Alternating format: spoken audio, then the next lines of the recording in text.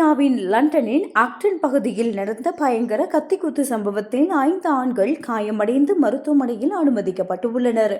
இவர்களில் ஒருவர் படுகாயங்களை ஏற்படுத்தியமை மற்றும் போதைப்பொருள் குற்றச்சாட்டுகளின் கீழ் கைது செய்யப்பட்டுள்ளதாக காவல்துறை தெரிவித்துள்ளது. ஹான்லேண்ட் வீதியில் ஏற்பட்ட வன்முறை மோதல் குறித்து அவசர கால உதவி படையினருக்கு தகவல் வழங்கப்பட்டுள்ளது.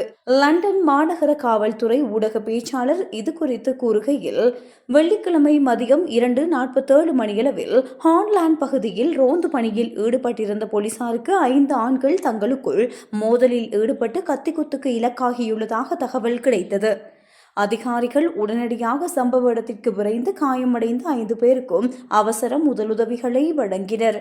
காயமடைந்தவர்களில் 20, 22, 42 மற்றும் 47 வயதுடைய 4 ஆண்கள் கத்திக்குத்து காயங்களோடு மருத்துவமனைக்கு அழைத்து செல்லப்பட்டனர்.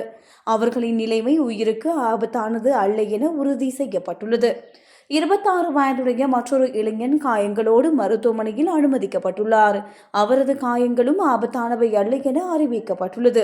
எனினும் பலத்த உடல் காயம் ஏற்படுத்தியமை மற்றும் வகுப்பு A மற்றும் B ரக போதைப் பொருட்களை விநியோகிக்கும் நோக்கில் வைத்திருந்தமை ஆகிய குற்றச்சாட்டுகளின் கீழ் அவர் கைது செய்யப்பட்டுள்ளார். அவர் தற்போது போலீஸ் காவலில் மருத்துவமனையில் சிகிச்சை பெற்று வருகின்றார்.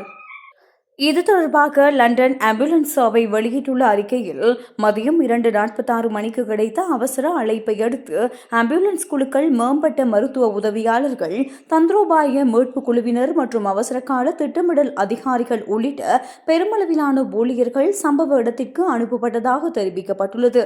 சம்பவ இடத்தில் வைத்து 5 பேருக்கும் சிகிச்சை அளிக்கப்பட்டு அவர்கள் அவசர முன்னுரிமை அடிப்படையில் மருத்துவமனைக்கு கொண்டு செல்லப்பட்டுள்ளனர். இந்த சம்பவம் குறித்து ஏதேனும் தகவல் தெரிந்தவர்கள் போலீசாருக்கு அறிவிக்குமாறு கோரப்பட்டுள்ளது.